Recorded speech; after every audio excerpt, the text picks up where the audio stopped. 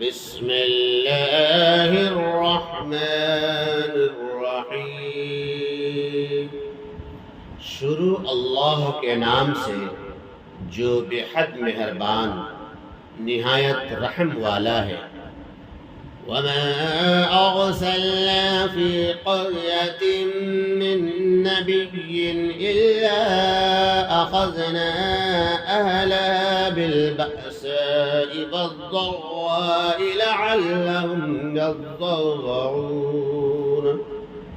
اور ہم نے ان کو مذکورہ اور ان کے علاوہ اور بھی دوسری بستیوں میں سے کسی بستی میں کوئی نبی نہیں بھیجا کہ وہاں کے رہنے والوں کو اس نبی کے نہ ماننے پر اول تنبیہ نہ کی ہو، اور تنبیہ کے غرض سے ان کو ہم نے محتاجی اور بیماری میں نہ پکڑا ہو تاکہ وہ ڈھیلے پڑ جائیں اور اپنے کفر و تکذیب سے توبہ کر لیں۔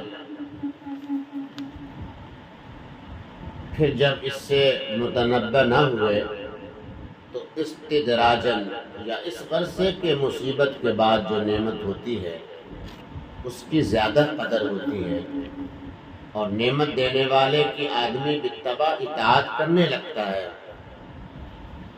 ثم بدلنا مكان السيئة الحسنة حتى عفوا وقالوا قد مس آباءنا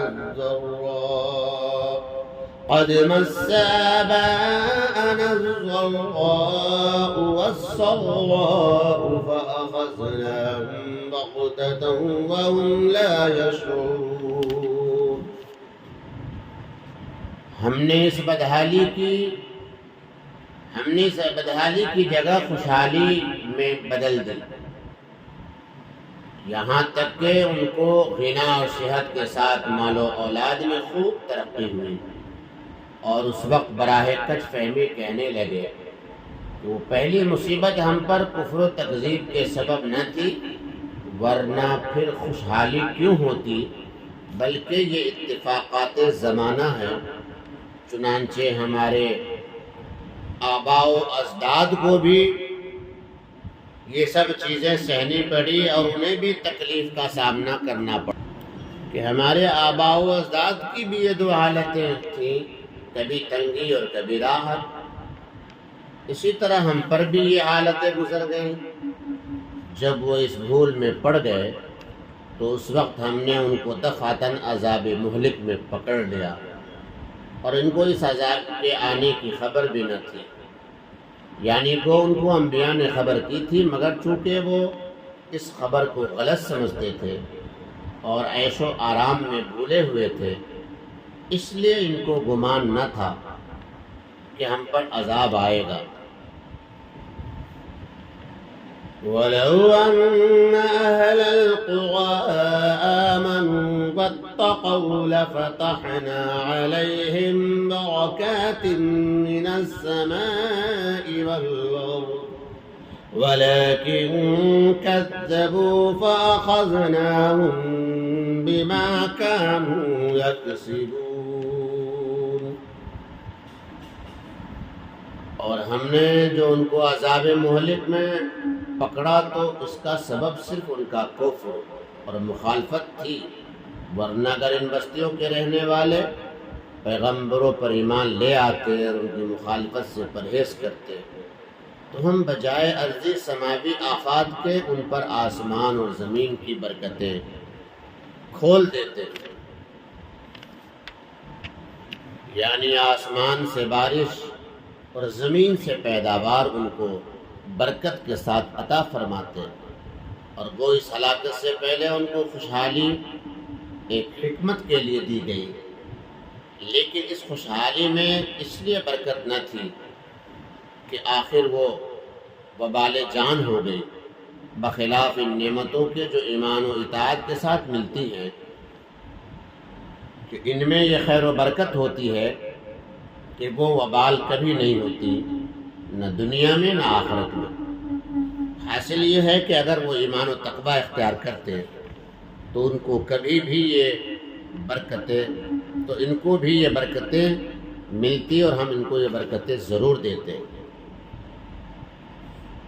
أَفَأَمِنَ أَهْلُ الْقُرَىٰ أَن يَأْتِيَهُم بَأْسُنَا بَيَاتًا وَهُمْ نَائِمُونَ۔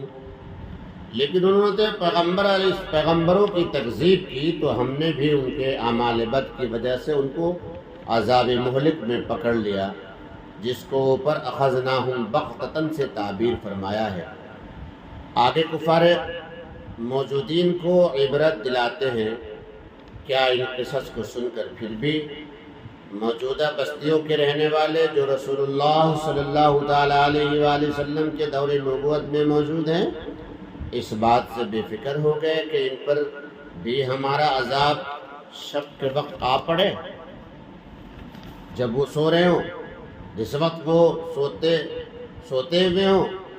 کیا ان کو موجودہ بستیوں کے رہنے والے أَوَأَمِنَ أَهْلُ الْقُرَىٰ أَن يَأْتِيَهُم بَأْسُنَا ضُحًى وَهُمْ يَلْعَبُونَ۔ ان پر بھی ہمارا عذاب شب کے وقت آ پڑے، جس وقت وہ پڑے سوتے ہوں۔ اور کیا موجودہ بستیوں کے رہنے والے باوجود کفر و تکذیب کے، جو کہ کفار سابقین کے ہلاک کا سبب تھا، اس بات سے بے فکر ہو گئے ہیں کہ انہی سابقین کی طرح ان پر ہمارا عذاب دن دوپہر آ پڑے، جس وقت کہ وہ اپنے لایانی قصوں میں مشغول ہوں۔ مراد اس سے دنیاوی کاروبار ہیں۔ أَفَأَمِنُوا مَكْرَ اللَّهِ فَلَا يَأْمَنُ مَكْرَ اللَّهِ إِلَّا الْقَوْمُ الْخَاسِرُونَ۔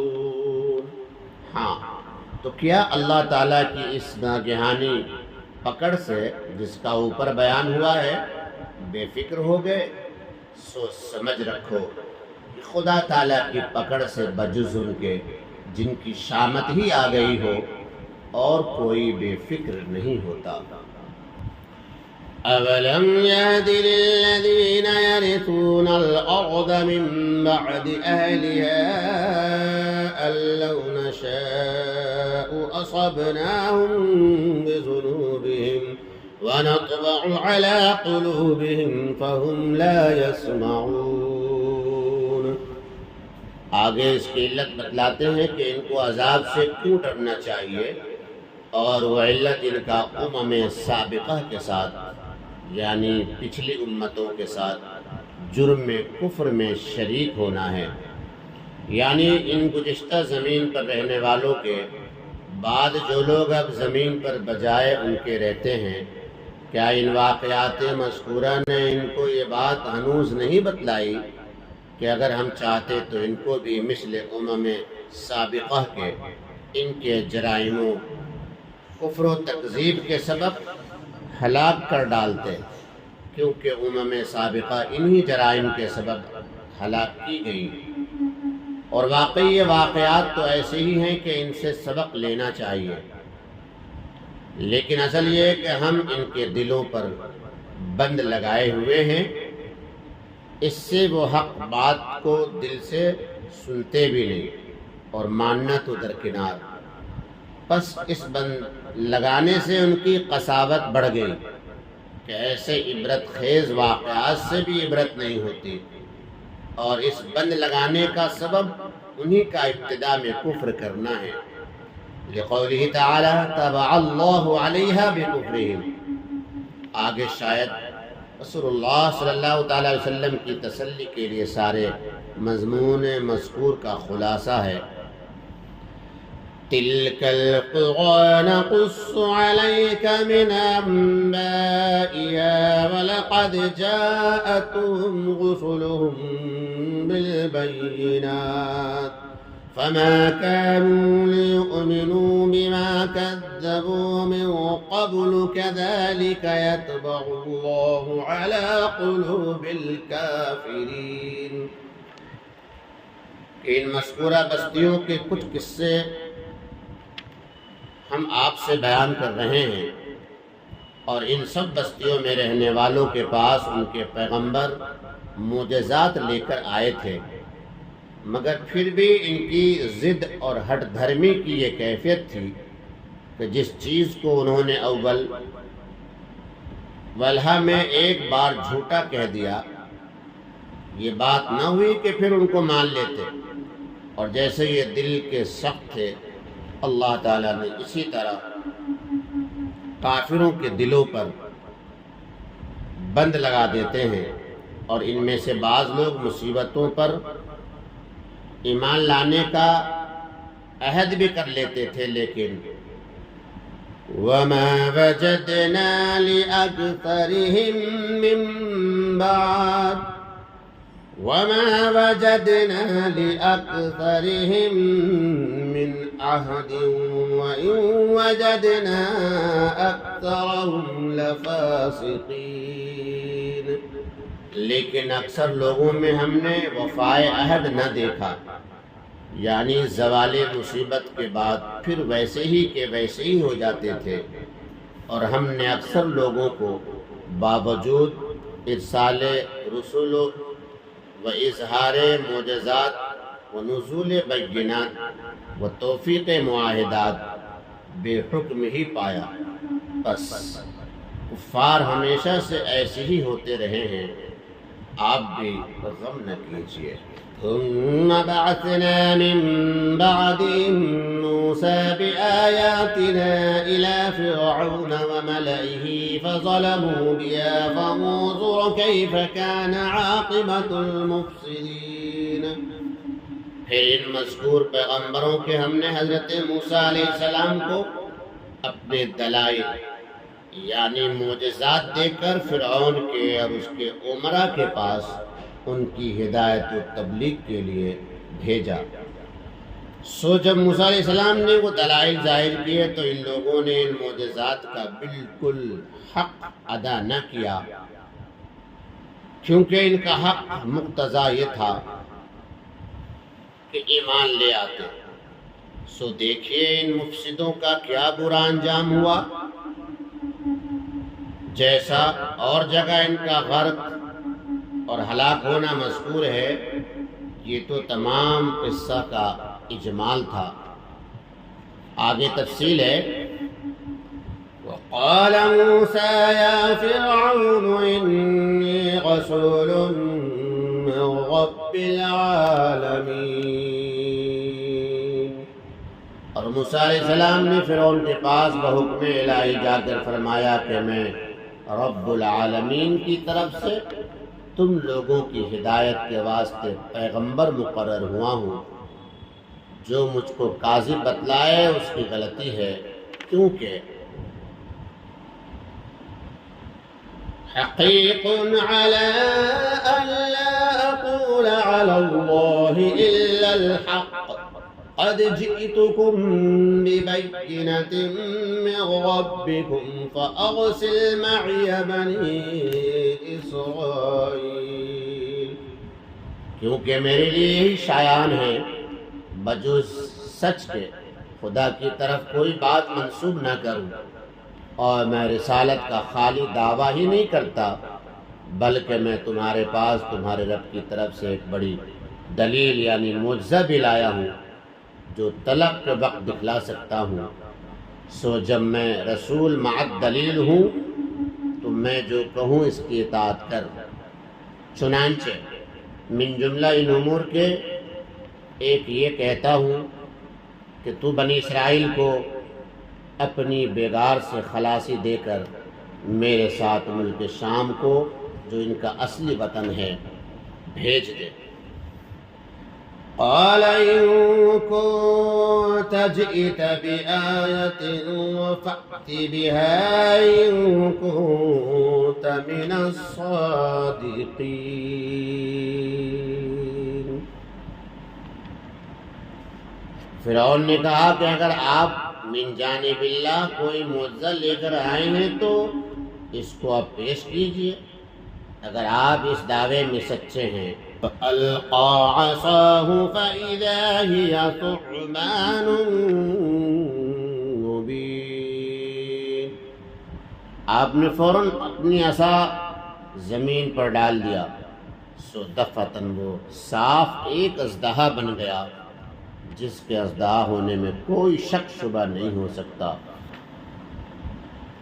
ونزع يده فإذا هي بيضاء للناظرين. اور دوسرا معجزہ یہ ظاہر کیا کہ اپنا ہاتھ گریبان کے اندر بغل میں دبا کر باہر نکال لیا. صبح یکا یک سب دیکھنے والوں کے روبرو بہت ہی چمکتا ہوا ہو گیا کہ اس کو بھی سب نے دیکھا. حضرت موسیٰ علیہ السلام کے جو یہ معجزات عظیمہ ظاہر ہوئے تو فرعون نے اہل دربار سے کہا کہ یہ شخص بڑا جادوگر ہے. اس کا اصل مقصد یہ ہے کہ اپنے جادو سے تم لوگوں پر غالب آ کر یہاں کا رئیس ہو جائے اور تم کو یہاں آباد نہ رہنے دے. سو اس بارے میں تمہارا کیا مشورہ ہے؟